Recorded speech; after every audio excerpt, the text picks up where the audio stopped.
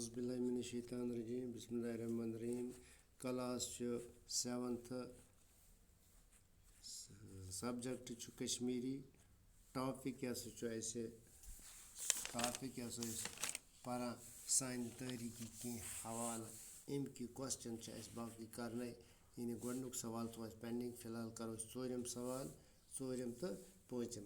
चोरम सवाल क्या लफ्ज़ तो मानी लफ्ज़ तो मानी लफ्ज़ क्या मोरिक मोरिक हसा गो यम हसा मानी तारीख लेखन वोल यानी अगर उर्दू मज पे मोरिक कमन वन तारीख लिखने वाला मगर ये चूँकि कशुर मोरिक कम गई तारीख लेखन वोल। फलवई क्या गो फिदा या मत मत। तख्तस बिहुन क्या गो हुकूमत संभालन। आवरिन सह जाय यतन हिंद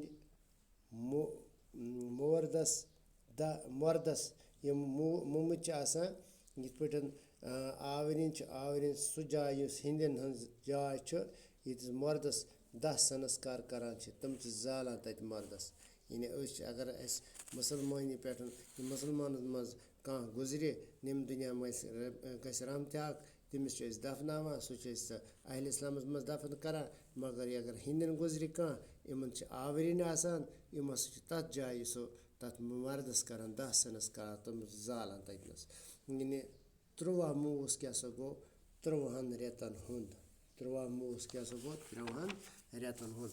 वो कशरन रेतन सत लिखियो अंग्रेजी रेतन हिंद नाव यानी कशर नाव पत योरकन अंग्रेजी नाव। कशर रेत क्या तिथर अत वन जनवरी। वह क्या कशुर अत वन फरवरी। जेठ क्या कशुर अत वन अंग्रेजी पे मार्च। हार क्या कशुर अत वन अंग्रेजी पे अप्रैल। श्रावन क्या कशुर अत वन अंग्रेजी पे मई। बदर रेत वन अत क्या वन अंग्रेजी पे जून चलान। आशत यानी जुलाई जून पत जुलाई अंग्रेजी पे जुलाई। कार्तिक क्या गो जुलाई पत रेत आसान तथ वन अंग्रेजी पे अगस्त। मंझोर क्या गो सितंबर अंग्रेजी पे। पोह क्या गो कशुर अत अक्टूबर वन अंग्रेजी पे।